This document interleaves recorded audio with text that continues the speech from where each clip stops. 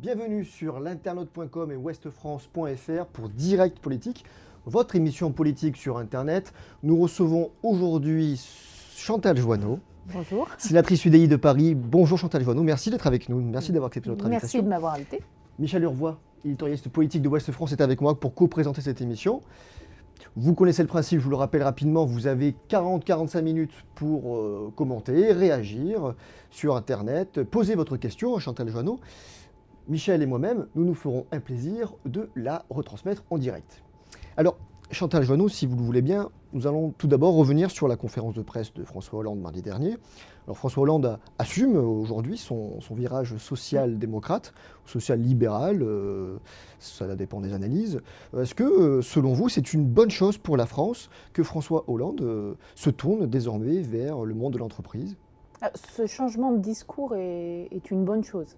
C'est-à-dire reconnaître qu'effectivement, en France, on a un problème central qui est la situation de nos entreprises et que la création d'emplois ne se fera que par les entreprises, c'est une bonne chose.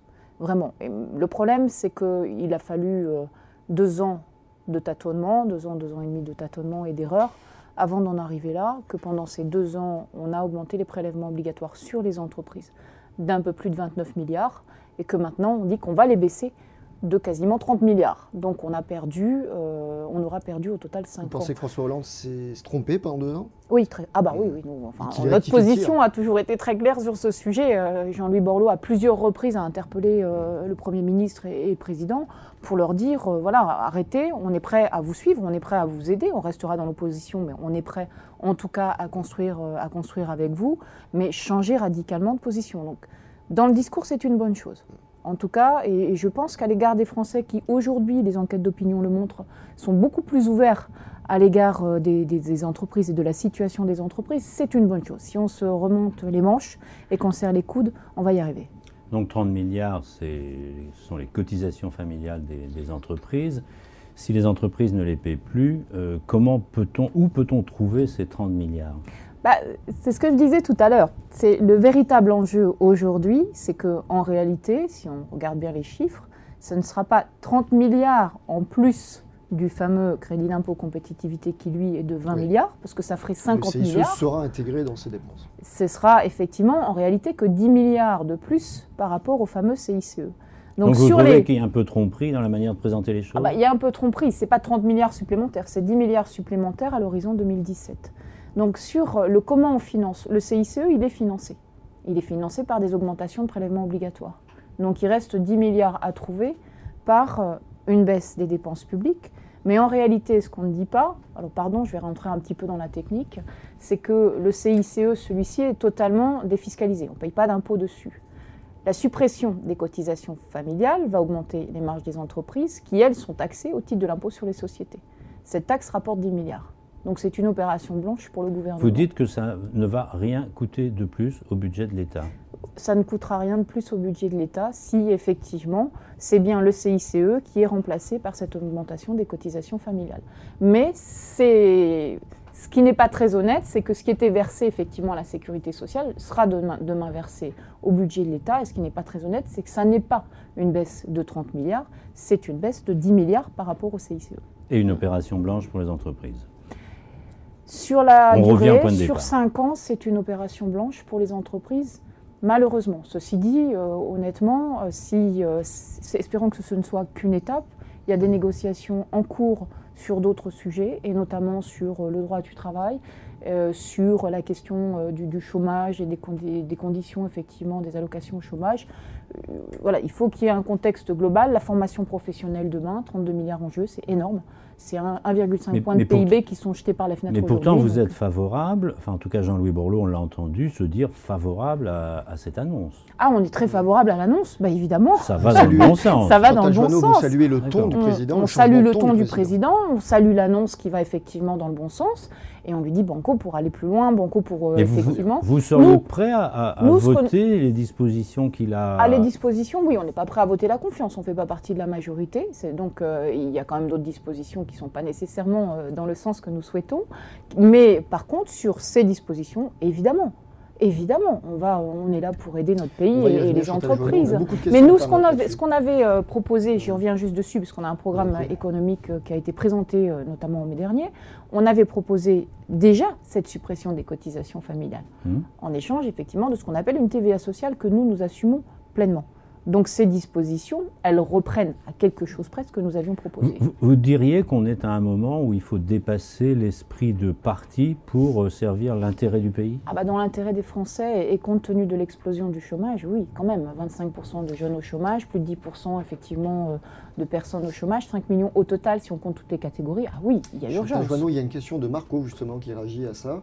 Vous avez annoncé sur Twitter que vous seriez prêt à travailler avec le gouvernement. Vous venez de revenir dessus. Concrètement, nous dit-il, à quelle action songez-vous? Lancez-vous un appel à l'exécutif?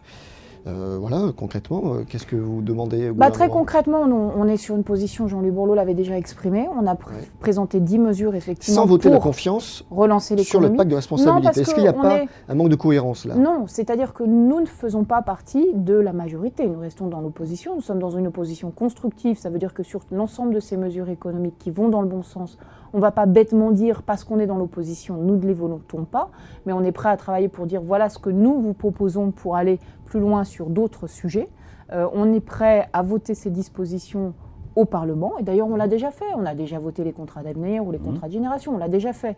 Donc on est prêt à être constructif sans pour autant brouiller les lignes des clivages politiques, parce qu'il y a d'autres sujets sur lesquels on n'est pas nécessairement en On phase. a une autre Faut rester cohérent. Je comprends. Une traduction de Gilles, lui qui revient sur la baisse des charges accordées aux entreprises. Il nous dit la suppression de l'autorisation administrative de licenciement en 87 devait supprimer certaines entraves à la compétitivité. Et aucun emploi n'a été créé à l'époque, malgré les 400 000 annoncés, nous dit-il. Alors comment, c'est une vraie question, comment éviter les effets d'aubaine des entreprises sur cette question? Est-ce qu'il faut contraindre les entreprises à embaucher, comme le suggère Arnaud Montebourg, par exemple? Non, mais le vrai débat aujourd'hui, c'est que de toute façon, il y a, grosso modo, l'année dernière, 136 000 emplois supprimés, grosso modo, en France. Donc, ce n'est même pas une question de contraindre ou pas les entreprises, c'est que nous avons des entreprises qui, en Europe, ont des taux de marge les plus faibles, qui de toute façon ne peuvent pas créer d'emplois dans les conditions actuelles. Donc le vrai débat, c'est que ce n'est pas l'État qui va se substituer aux entreprises pour créer des emplois. Les entreprises, si elles ont des marchés, créent des emplois. Et je pense que ce discours de systématique méfiance à l'égard du patronat qui a été très porté pendant la campagne de 2012, j'ai trouvé ça détestable. Mon père est entrepreneur. Pardon, enfin, on n'est jamais parti en vacances quand on était enfant, jamais, parce qu'il fallait travailler. Donc je trouve ce discours détestable. Certes, il y a des entrepreneurs qui sont des voyous. Le gouvernement n'a pas besoin de demander de contrepartie. En l'occurrence, il peut toujours demander des contreparties, mais en l'occurrence, le vrai sujet, c'est que les entreprises puissent avoir des marchés et être concurrentes sur des marchés. Puis on a la question du financement des entreprises qui se pose aussi. Parmi les mesures annoncées par François Hollande pour réduire la dépense publique, il y a la question des régions, de la décentralisation, du fameux, ce qu'on appelle le millefeuille. Alors vous êtes sénatrice, vous êtes représentante des territoires, candidate au régional, vous l'étiez en 2010. Est-ce qu'il faut fusionner les régions, modifier les périmètres, fusionner départements et régions? Comment vous voyez deux choses. Ce grand mécano là? Enfin, même trois, au moins trois choses, parce qu'on a plus qu'un millefeuille, on est au bord de l'éturement. Sur les régions, il y a des régions, moi je suis normande, Haute-Normandie, Basse-Normandie, effectivement, cette là, vous dites, faut y séparation n'a pas beaucoup de sens. Quand le précédent gouvernement avait proposé effectivement ce projet, vous savez, de conseiller territorial, qui permettait d'avoir un même conseiller pour département et région, c'était une dévolution justement pour aller vers cette fusion. Le débat dans la dépense publique globale n'est pas tellement celui des régions. Le débat aujourd'hui, c'est plus de 36 000 communes, plus de 18 000 structures intercommunales, quelle que soit la forme des structures intercommunales. Grosso modo, un élu pour 104 habitants, plus de 106. Ce qui est un record en Europe absolu. Mais du fait des petites communes. Et les 2/3 de ces élus sont effectivement du fait de ces communes. Plus de 500 000 élus locaux. Voilà, exactement. Le vrai débat aujourd'hui, c'est que pour des petites communes, mon village, vous savez, il y a 150 habitants, mon village d'origine. Dans mon village, il y a 11 élus. Ils n'ont plus les moyens de toute façon d'exercer leurs responsabilités qui sont exercées au niveau intercommunal. Alors ça c'est intéressant parce que les gens disent il y a trop d'étages, il y a trop de trop de maires, trop de petits élus, etc. Mais est-ce qu'individuellement ils seraient prêts à sacrifier leur mairie. Ah bah, c'est toujours le même débat, le NIMBY. C'est-à-dire qu'ils sont prêts à dire collectivement à l'échelle de la France, mais chez les autres, quoi. Mais c'est toujours un petit peu chez les autres. Sauf que quand on voit le fonctionnement aujourd'hui d'une petite commune comme la mienne, c'est quand même mon village, j'y suis née, j'ai vécu tout le temps. L'école, elle est partagée entre plusieurs petites communes, les systèmes de transport aussi. Et donc, il y a une logique d'une échelle intercommunale qui aujourd'hui a pris le pas. On peut toujours avoir un représentant pour ces petites communes ou deux au sein de la structure intercommunale. Vous imagineriez des communes, des mairies plutôt à l'échelle d'un canton, je parle en milieu rural, hein, parce que urbain c'est différent. Mais on a des structures intercommunales qui sont déjà pertinentes. Ce serait une commune pour le canton, admettons, et puis un guichet dans chaque village. Au moins un représentant dans les villages. Dans mon village, j'imagine pas qu'on n'ait pas un représentant, évidemment. Évidemment. Allez, pour conclure sur ce chapitre consacré à la conférence de presse de François Hollande, je vais quand même vous demander, est-ce que vous comprenez que certaines voix s'élèvent à droite pour critiquer foncièrement le président de la République, qui a pourtant choisi une orientation qui est ancrée, disons, dans leur corpus idéologique? Je pense que c'est pas un jeu qui aujourd'hui est très très bien compris. Et je parle de jeu parce que c'est du jeu politique.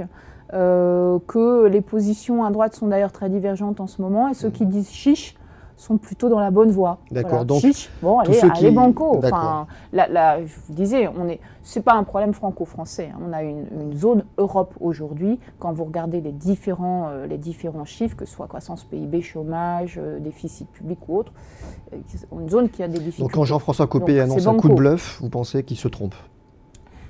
J'espère qu'il se trompe. Quand j'ai dit qu'avant que le pacte de responsabilité, il fallait un pacte de confiance, c'est ce que je vous disais tout à l'heure. C'est-à-dire qu'il faut être honnête sur les chiffres que l'on annonce. Ce n'est pas 30 milliards de plus que le CICE, c'est 10 milliards. Il faut être honnête dans ce qu'on dit. Très bien.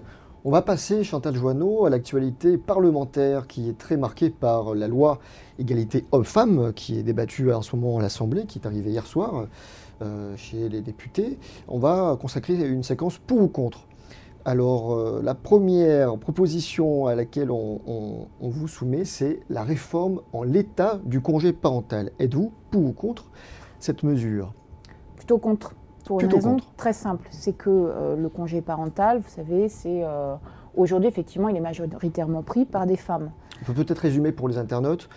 Alors, aujourd'hui, 6 mois de congé parental pour les parents du premier enfant. Demain, jusqu'à avec la 3 loi, ans. Jusqu'à 3 ans. Demain, 6 mois supplémentaires pour le second parent. Et ensuite, les 3 ans pour l'arrivée du second enfant sera conditionné au fait que le second parent prenne 6 mois sur les 3 ans. Automatiquement 6 mois, voilà. Et que s'il ne prend pas ces 6 mois, ce qu'il ne faut pas oublier la deuxième partie de la phrase, s'il ne prend pas le deuxième parent, ils sont perdus. Ce qui fait qu'à l'âge de 2 ans et demi, vous n'avez plus de congé parental. À 2 ans et demi... vous en avez un pour le second conjoint, pour le père en l'occurrence. Vous ne trouvez plus de place à 2 ans et demi.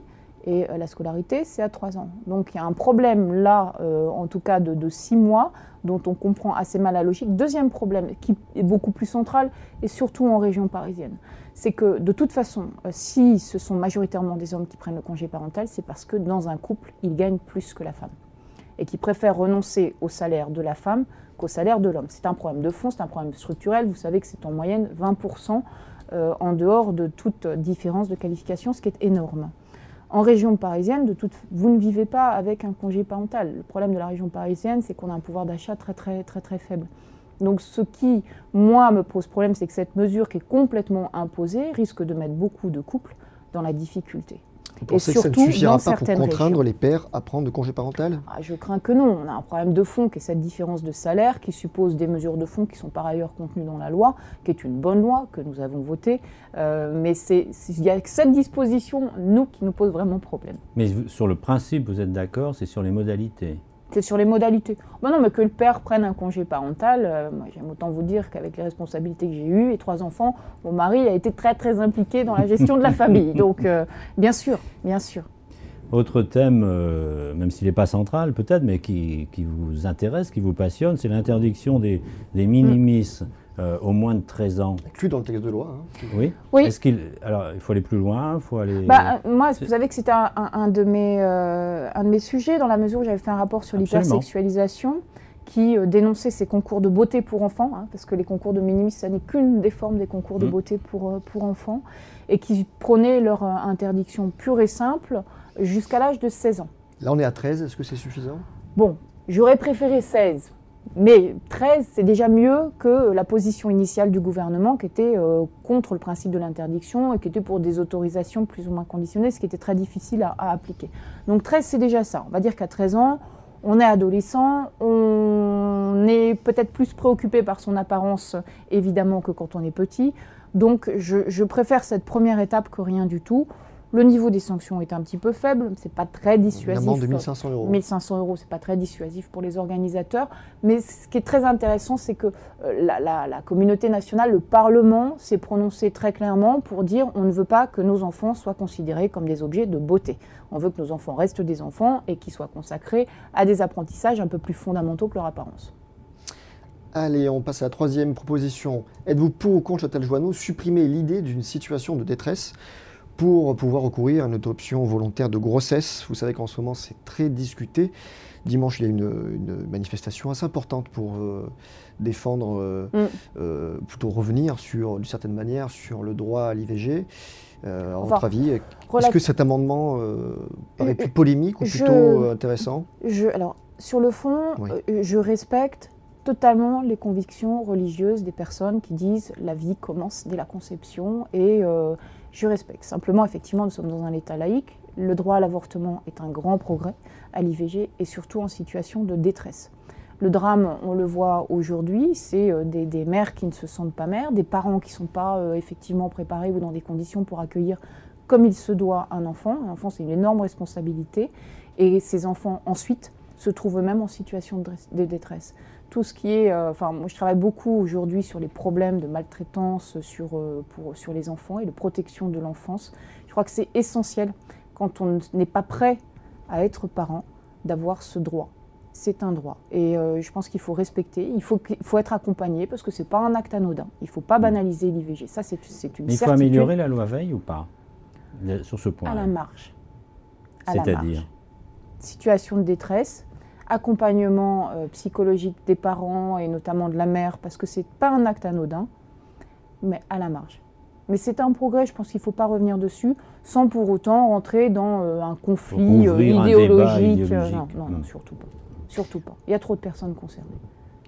Autre idée, est-ce qu'il faut, selon vous, alourdir la pénalité pour les partis qui ne respectent pas la parité? Vous savez, l'UMP, je reviens, l'UMP a payé 20 millions d'euros sur 5 ans, ce qui est colossal. Ça n'a rien changé, ou pas grand-chose. Ça reste un parti. Est-ce qu'il faut alourdir, alors, justement? Moi, je serais beaucoup plus catégorique. Dès lors que vous ne respectez pas la parité, vous n'avez pas le droit de présenter des candidats, tout simplement. Parce que je pense que la pénalité financière, ça, effectivement, ça ne gêne pas les grands partis, ou peu les grands partis, ça gêne surtout les petits partis. Et que ça ne règle pas la situation. Donc il faut interdire les listes qui ne sont pas paritaires.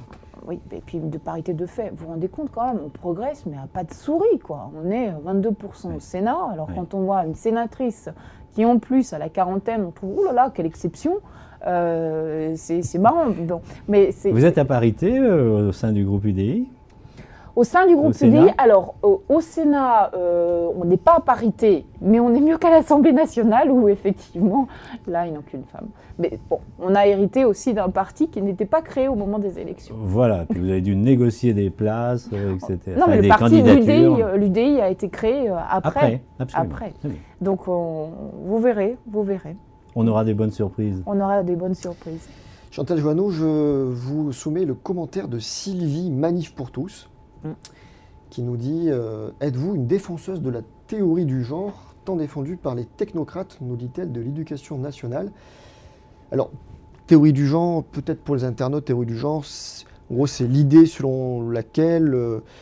c'est votre éducation qui vous fait ça. Voilà, les inégalités entre les hommes et les femmes, ou les déterminants sociaux entre les hommes et les femmes, les rôles sociaux entre les hommes et les femmes ne sont pas déterminés par la biologie ou la nature, mais plutôt par la culture et l'éducation. Oui, alors il y a une théorie des genres jusqu'au boutiste, qui est souvent celle qui est d'ailleurs attaquée, qui est votre sexe n'est pas biologique, mais il est purement une construction sociale. Donc sans en arriver à ce genre d'acception?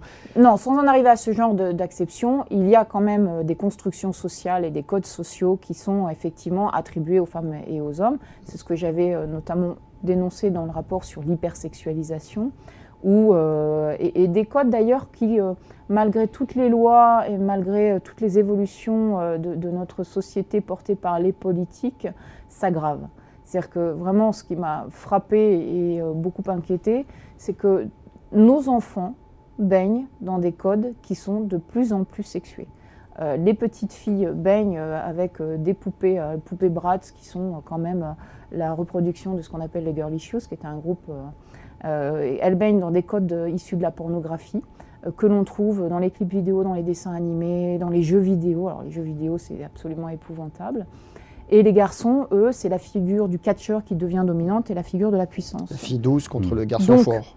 Pour revenir exactement. Donc, s'il y a une théorie du genre jusqu'au boutiste qui est effectivement qui n'a pas beaucoup de sens à mes yeux, il faut quand même reconnaître qu'il y a des codes sociaux et des constructions sociales attribuées à chaque sexe qui expliquent qu'en France, mais aussi dans des pays, dans pas mal d'autres pays, on continue à avoir ce clivage professionnel, cette inégalité professionnelle entre les femmes et les hommes. Donc vous soutenez plutôt le plan, les démarches mises en œuvre par Vincent Payon et Najat Vallaud-Belkacem pour l'école, les démarches qui visent effectivement à non pas à sexuer, parce que ça n'a pas beaucoup de sens, mais en tout cas à ce que, vous savez que dans les livres scolaires, il y a un rapport très intéressant du commissariat à la prospective qui est sorti sur ce sujet et qui montre que dans les livres scolaires, dans les manuels scolaires, il y a grosso modo 20% de femmes, 80% d'hommes, les hommes dans des rôles de responsabilité, les femmes toujours dans les mêmes rôles. Voilà. Le papa secrétaire, la maman c'était quand même papa patron, la grande logique des années 70 de rééquilibrer les rôles sociaux. Ça a beaucoup été fait dans les années 70 et d'ailleurs les magazines pour ce qu'on appelle les magazines pour fillettes avaient disparu dans ces années-là. Aujourd'hui, ces magazines ont réapparu et ce clivage des rôles sociaux est réapparu dans les manuels. Donc ils ont raison. De là à sexuer totalement, ça n'a pas beaucoup de sens. On est très, moi j'ai dans ma famille, j'ai des garçons et des filles, ils sont différents. Il n'y a pas de, mais quand même rééquilibrer les rôles dès le plus jeune âge, expliquer aux jeunes filles qu'elles peuvent être ingénieures, c'est important. Vous savez, j'avais rencontré la rédactrice. D'autant qu'elles réussissent mieux. D'autant qu'elles réussissent mieux. La rédactrice en chef du magazine Julie, qui est une femme très responsable, elle fait tous les ans une enquête auprès de ses jeunes lectrices, 6-12 ans. Auparavant, elle leur demande qu'est-ce que vous souhaitez faire plus tard. Auparavant, c'était aventurière, architecte, enfin. Aujourd'hui, c'est star. La grande réponse qui sort, 70%, c'est star. Voilà. C'est contre ça qu'il faut lutter. Très bien, on va passer, Chantal Joanneau, à un autre chapitre, celui des élections, des échéances à venir au mois de mars, tout d'abord, avec les élections municipales.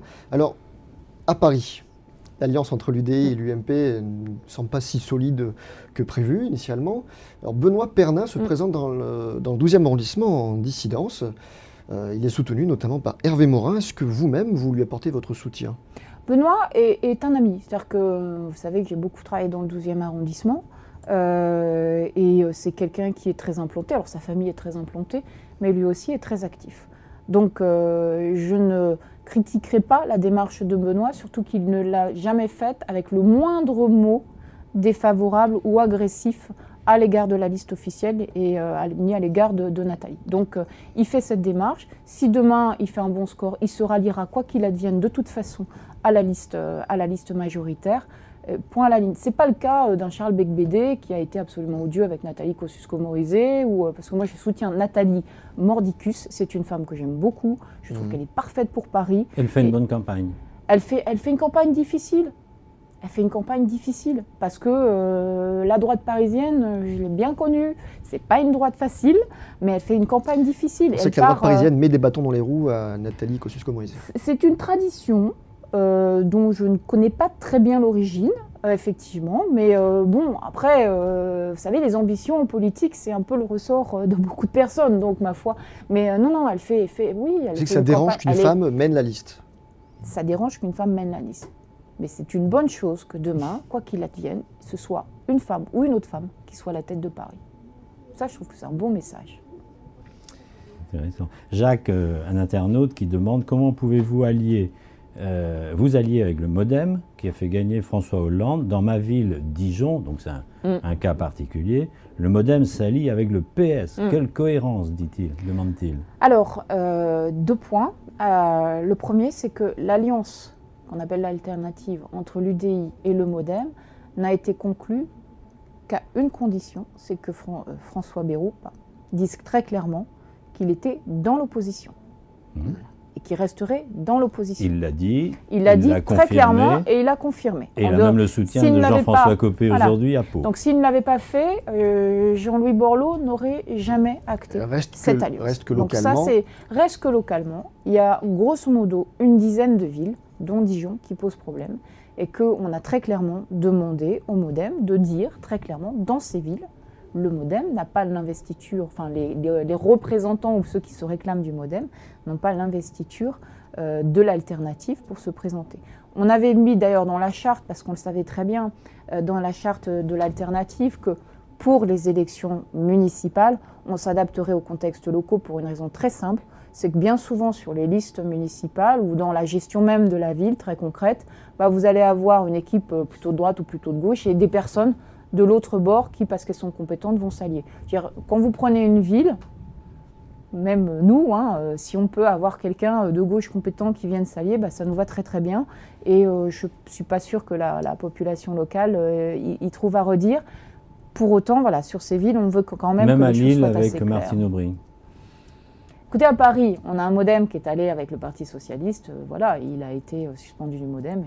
Est-ce que ça ne démontre pas tout de même que l'alternative a du mal à émerger comme évidence politique? C'est tout récent. Qu'il y ait besoin de calage, c'est évident. Les élections municipales sont les plus difficiles, comme je vous l'ai expliqué, parce que justement, il y a souvent des habitudes de travail dont on hérite. Donc c'est sûr que commencer par des municipales pour créer, c'est pas le plus simple pour incarner l'alternative. Après, on a les élections européennes. Justement, on y vient. On y vient. Michel. Avec la poussée, oui, on voulait vous interroger sur la poussée des nationalismes en France et en Europe. Ouais. Problème général.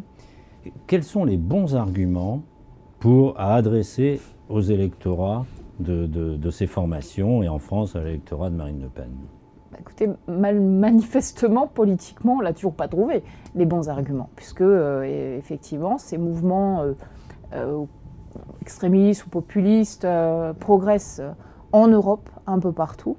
Et moi, je me réfère tout le temps, souvent, au livre de Dominique Régnier, La pente fatale des populismes, qui vous dit très simplement que quand politiquement, les clivages entre partis deviennent un petit peu flous. Mais surtout quand on réutilise, et ça a été beaucoup trop utilisé, c'est pour ça que je n'étais pas contente sur la campagne de 2012, quand on réutilise cette image d'une élite corrompue et d'un peuple oublié, on fait le lit des nationalistes. On fait le lit des populistes. Donc aujourd'hui, déjà, ça c'est un discours dont il faut bien se garder.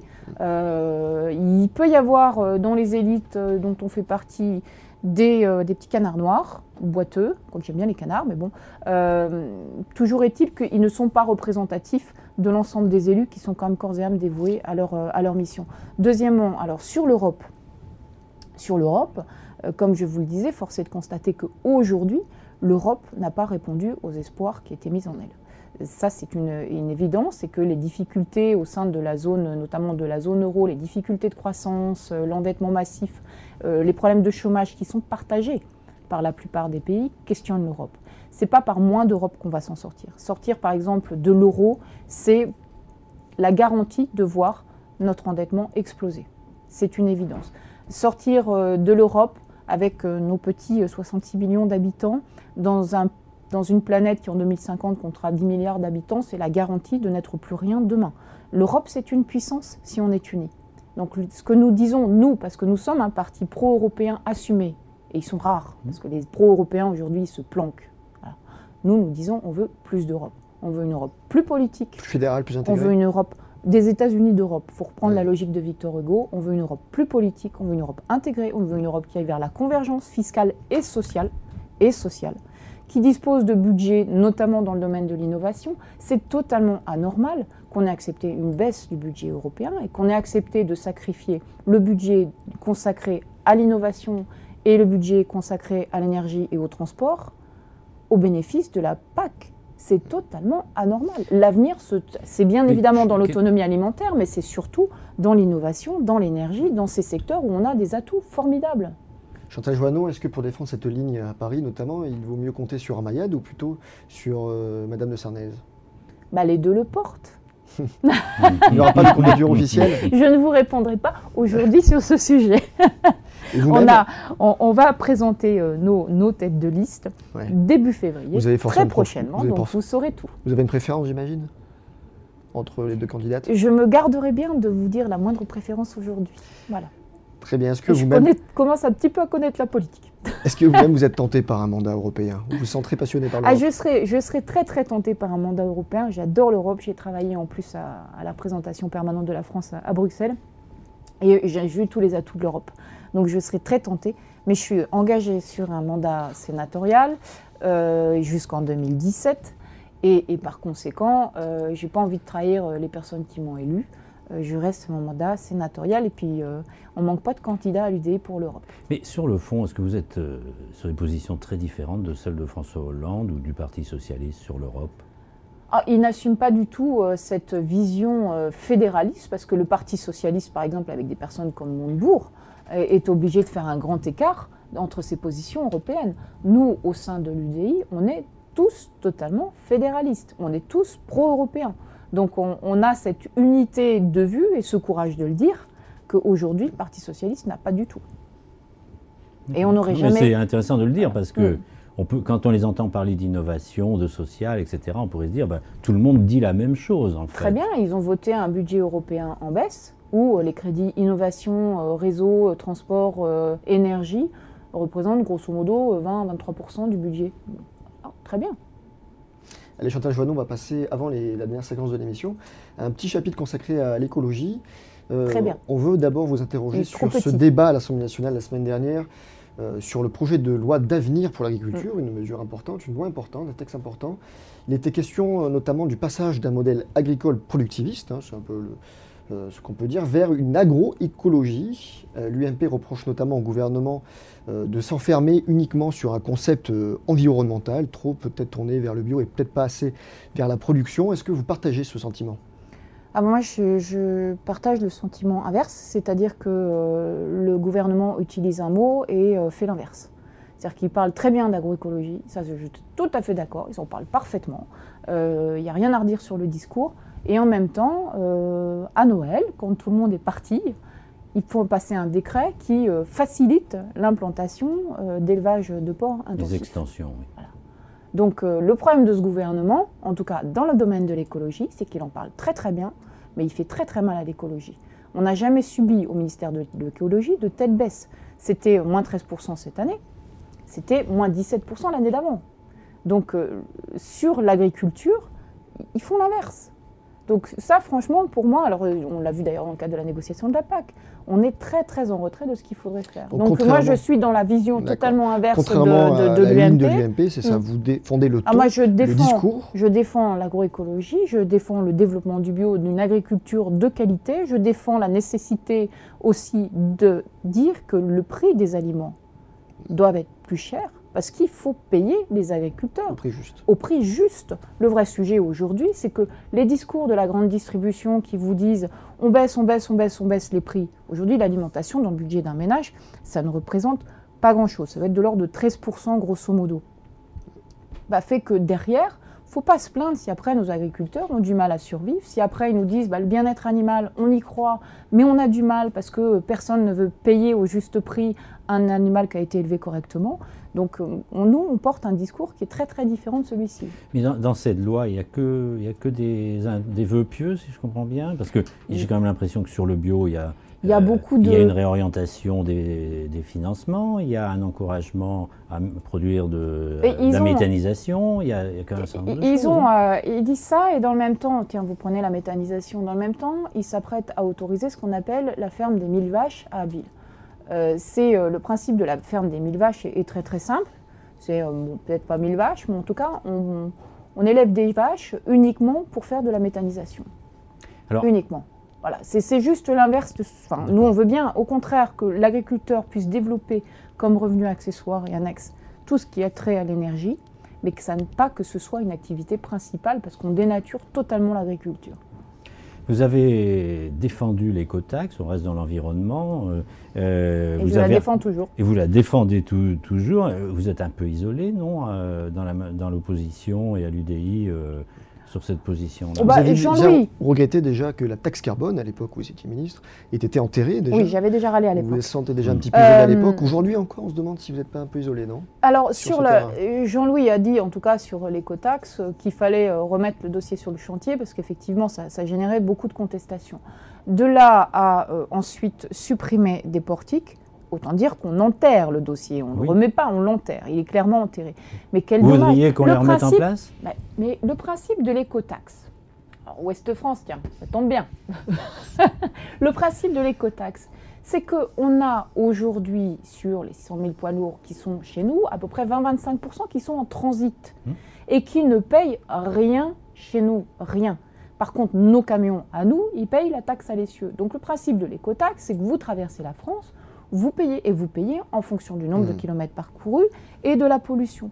Si on ne fait pas l'écotaxe, il ne faudra pas venir pleurer parce qu'on a des problèmes de qualité de l'air, parce qu'aujourd'hui, les problèmes respiratoires et d'allergie, c'est 2,9 millions de personnes en France, que ça pose de vrais problèmes de santé. Il ne faudra pas dire « l'environnement est dégradé ». Bah oui, enfin si en même temps vous refusez tout ce qui est écofiscalité, moi je suis très favorable à l'écofiscalité. Est-ce que les candidats de l'UDI, Thierry Benoît en particulier dans l'Ouest, va dire ça aux bonnets rouges, aux agriculteurs de l'Ouest? Ils ne seront pas nécessairement aussi enthousiastes que moi. Ça, c'est une évidence. C'est ce qui me semblait. L'UDI n'est pas assez verte à votre avis? Vous savez, c'est comme toujours. Hein. Moi, je fais partie des hyper convaincus, donc je l'assume très très bien. Jean-Louis fait partie aussi des hyper convaincus. Mais l'écologie n'est pas encore une priorité à l'UDI. Si.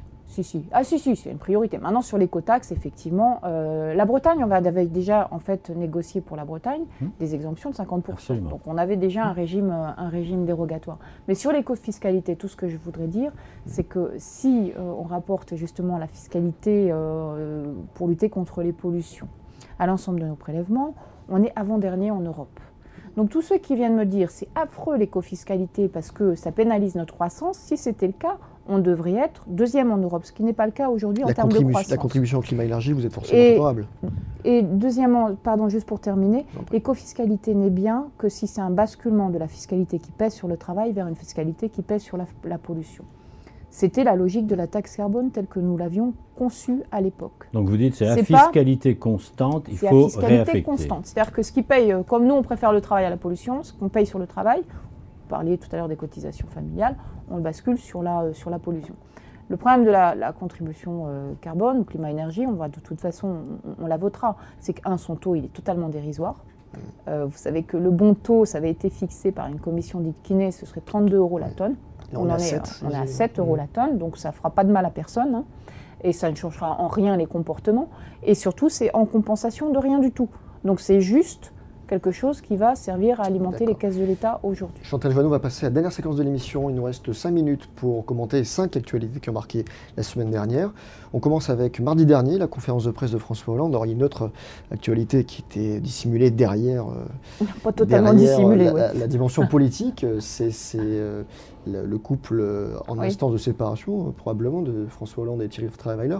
Vous avez annoncé au JDD que le président n'avait pas droit à une vie privée, qu'il devait se consacrer à 100%, mais à 200% même, à ses fonctions.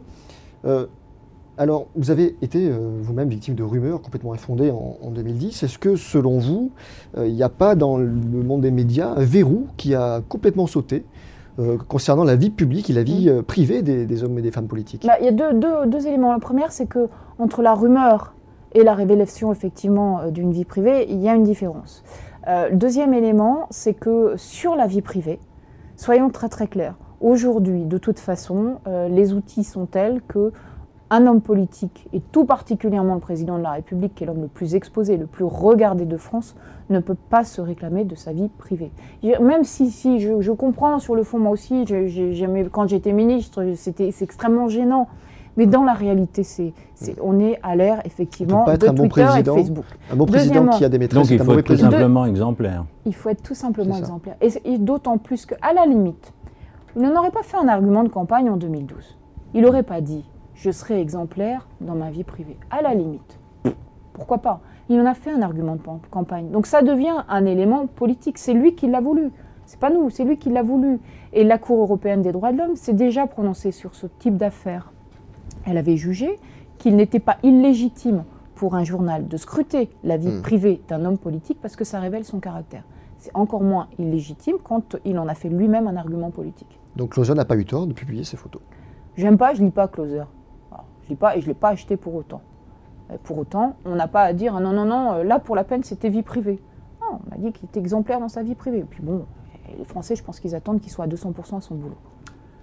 Mercredi, Madame Joanneau, le tribunal administratif de Châlons en Champagne s'oppose à l'euthanasie passive de Vincent Lambert. Est-ce que, selon vous, il faut mieux définir ce qu'on appelle l'acharnement thérapeutique? Est-ce qu'il faut modifier la loi Leonetti? C'est une très bonne loi, la loi Leonetti, qui est très mal connue, puisque elle autorise l'interruption de soins, donc on n'est pas dans l'acharnement thérapeutique, la prise de médicaments pour éviter la douleur, et effectivement la personne meurt, mais sans acharnement thérapeutique tel qu'on l'imagine aujourd'hui. Le vrai débat, et moi je suis très ouverte à ce qu'on puisse en débattre, même si les sujets éthiques ne doivent pas être des sujets de clivage politique. À ce qu'on puisse en débattre, c'est quand une personne souhaite mourir et qu'elle en a exprimé la volonté de manière claire. Et c'est là où on a un vrai sujet qu'il faut demain pouvoir creuser. Vous pensez qu'il y a une évolution possible, alors, il y a souhaitable? La personne dont on parle, cette personne ne peut pas témoigner de son consentement. Voilà. Elle ne peut pas exprimer son de consentement, Camille. ce qui sera le cas de beaucoup de personnes. Donc on a effectivement à régler. Par contre, celles qui peuvent exprimer un consentement et une volonté, c'est même les respecter que de les autoriser à mourir. Mais honnêtement, vous verrez les débats, vous écouterez les partisans. Il ne faut pas avoir d'idées préconçues sur le sujet. Et vous dites qu'il ne faut pas politiser une question comme celle-là? Oh, surtout pas. Surtout pas. Non, on ne peut pas politiser tout ce qui a trait à la mort. Non, mais il y en a qui se chargent de le faire. Donc on va passer à l'actualité Ils ne grandissent pas.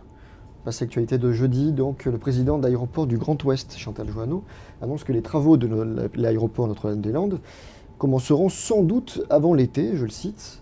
Alors, est-il encore utile, Chantal Joanneau, de s'opposer à ce projet qui semble, de manière aujourd'hui inéluctablement actée sur les bons rails? Toujours. Ça, c'est vraiment l'archétype, l'exemple même d'un système de décision politique qui ne prend absolument pas en compte la soutenabilité future des projets qu'ils défendent. C'est vraiment l'archétype. L'idée de pouvoir déplacer l'aéroport de Nantes est une idée normale et juste, puisqu'elle gêne, je ne sais plus, de l'ordre de 30 000 riverains. Donc c'est les avions passent au-dessus de la ville. Les avions passent au-dessus de la ville parce que aussi on a laissé faire l'urbanisation comme d'habitude. Donc déplacer l'aéroport, c'est une chose. Multiplier par 2,5 voire 3 ses capacités, c'est autre chose. Et là, effectivement, à terme, le vrai sujet, c'est que ça n'est pas tenable. Ça n'est pas économiquement soutenable et il n'y a pas de raison que ce soit la collectivité qui paye pour un projet non soutenable. Moi, je dénonce, d'ailleurs, ça fait partie, c'est marrant, je ne sais pas si vous avez lu, vous perdez votre temps à lire les rapports de l'OCDE, mais je le fais, ça fait partie des projets de l'OCDE quand ils disent, attention, la France s'engage dans des projets d'infrastructures qui ne sont pas soutenables à terme. Ça en fait partie. Et en même temps, on a des industriels en particulier, des entreprises qui réclament des moyens nouveaux de désenclavement de l'Ouest. De transport. Il y a autre chose que l'avion. Mais à court terme, évidemment, à court terme. Mais un projet de construction d'aéroport, ce n'est pas un projet sur 10 ans. Et ce n'est pas un projet qui va se rentabiliser sur 10 ans. Donc le vrai débat, et on voit que tout notre système d'ailleurs de décision publique sur des grands projets est comme ça. On a théoriquement mis dans nos lois la nécessité de faire des études d'impact. Il a été décidé démocratiquement. Toutes les instances locales, régionales, tout le monde a voté. Mais oui, non, mais le vrai problème, c'est que qui vous a fourni une étude d'impact en vous disant voilà ce que ça va donner à terme avec l'augmentation du prix inévitable du kérosène? Est-ce que quelqu'un a garanti la soutenabilité de ce projet pour les générations futures? Égoïstement, vous savez, tous les politiques regardent leur propre situation. Ils ne regardent jamais les générations futures qui ne votent pas. Votre remarque est tout à fait pertinente, mais c'est pour ça que je vous dis que c'est très exemplaire. Mais en même temps, ça percute une notion par ailleurs fondamentale, qui est quand même la souveraineté des élus à prendre des décisions politiques. Et une notion constitutionnelle de soutenabilité. C'est pour ça que je vous disais que dans notre système, et on n'a pas parlé du Sénat, mais dans l'organisation institutionnelle aujourd'hui, nous avons besoin d'une chambre qui garantisse la soutenabilité des projets et qui mettent toutes les lois et les grands projets publics en perspective. Qui ait une vision prospective, qui en garantissent la soutenabilité. Ça, c'est un rôle que demain, le Sénat doit avoir. Chantal Joanneau va passer à la dernière Oui. question de l'émission. Le maire de Corbeil-Essonnes, vendredi dernier, Jean-Pierre Béchetière, pour ne pas le citer, successeur de Dassault, a été mis en examen dans le cadre d'une enquête sur les soupçons d'achat de vente et de corruption. Alors, on se demande pourquoi est-ce que le Sénat n'a pas levé l'immunité de M. Dassault. Est-ce qu'il faut, selon vous, voter à main levée? Est-ce que vous-même, qu'est-ce que vous auriez voté? Alors, vous savez, parce que souvent nos concitoyens se disent, mais alors qu'est-ce que vous avez voté? C'est le bureau qui vote. Donc, c'est un nombre limité de sénateurs, effectivement, 25 personnes qui votent sur la base d'un dossier dont nous, on n'a pas connaissance, et qui votent à bulletin secret. Donc, à l'Assemblée, c'est public. Voilà, sur cette affaire précise, je n'ai pas le dossier. Donc je ne pourrais pas vous dire si c'est légitime ou pas légitime. Par contre, sur le principe, vote à main levée, évidemment. Enfin, je veux dire qu'honnêtement, on comprend assez mal qu'on n'assume pas ses propres responsabilités. 2, le principe de l'immunité aujourd'hui, en tout cas sur ce type d'affaires, est assez contestable.